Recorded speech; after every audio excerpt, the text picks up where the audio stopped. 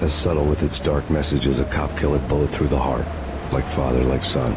Just like Jack Lupino.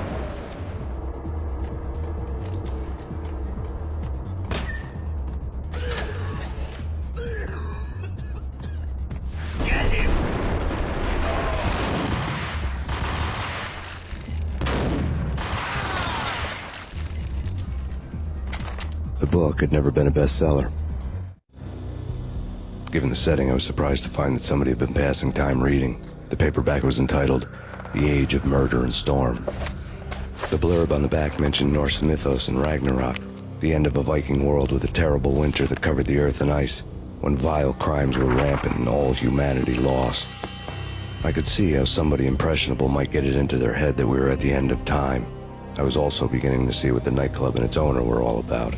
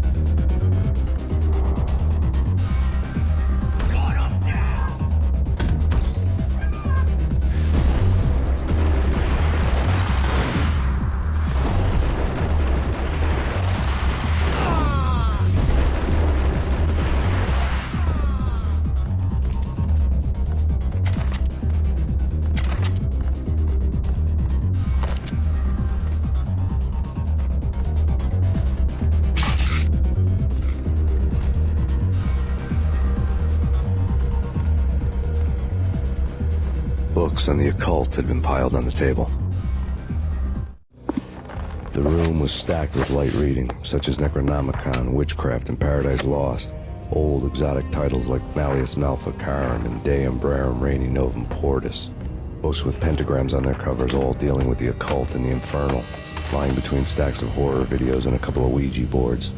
The only thing I could take seriously was the thought of Lupino taking it seriously. He had been spending a lot of time getting intimate with the guy downstairs.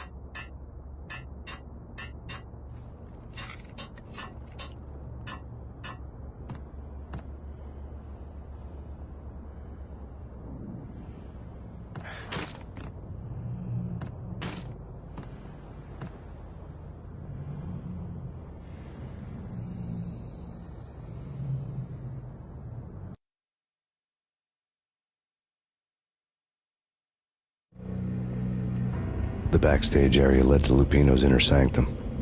The hot air inside was like an invisible wall, thick with incense and something else, a sickly sweet smell that made you gag.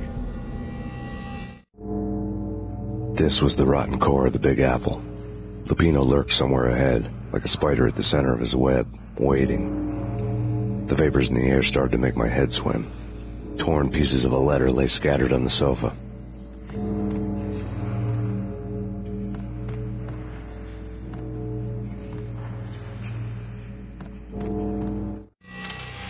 Punchinello had threatened Lupino in writing. The note had been torn to pieces, bloody fingerprints all over them. Don't want you to think that one of my boys is not playing with a full deck. Shape up, Jack. We are running a business here. I'd hate to send the trio to strong-arm you. The trio were the Don's notorious henchmen. It was obvious that Lupino hadn't been intimidated by the threat. Lupino's notes covered the table. Jack Lupino was crazy, all right. The table was scattered with notes of demented arcane nonsense written in rusty blood. A mishmash list of demons, devils, and dark gods evoked. Beelzebub, Asmodeus, Baphomet, Lucifer, Loki, Cthulhu, Lilith, Hela, blood given to you all. He was after that old Faustian deal, your soul for power and fortune. Just sign on the dotted line with your blood.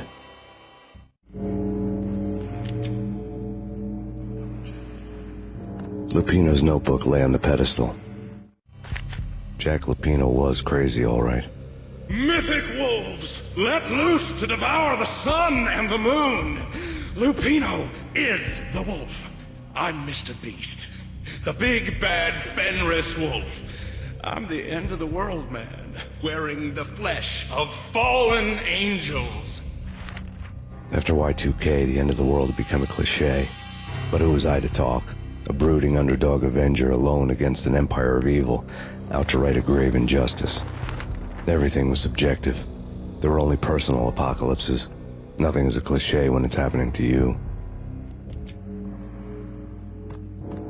The flesh of fallen angels, come to me all, as Astaroth, Beelzebub, Asmodeus, Baphomet, Lucifer, Loki, Satan, Cthulhu, Lilith, blood to you all!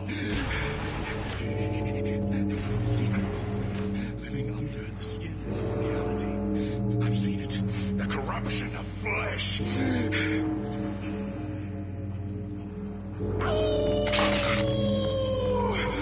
the wolf, yeah! I am the wolf! It's close. It's coming. You have come. A witness to the end of time. It's now! I will rise to her side. I don't need the words. I'm beyond the words.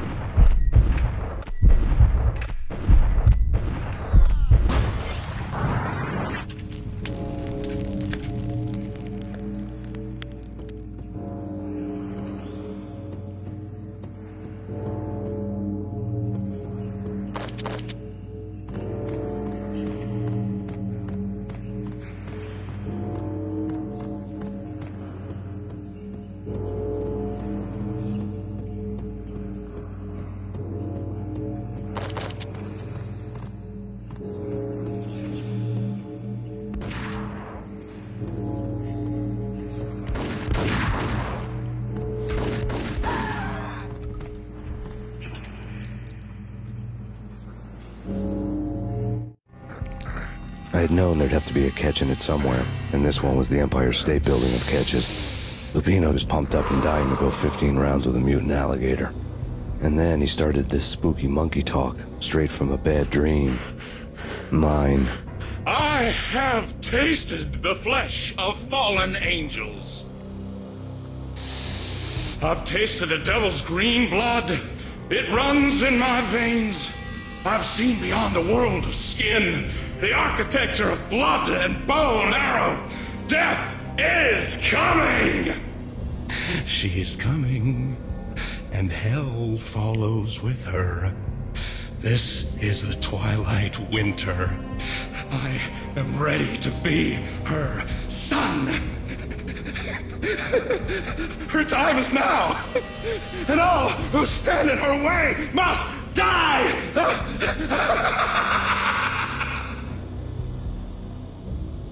Die! You'll die! You'll die! Now! All die!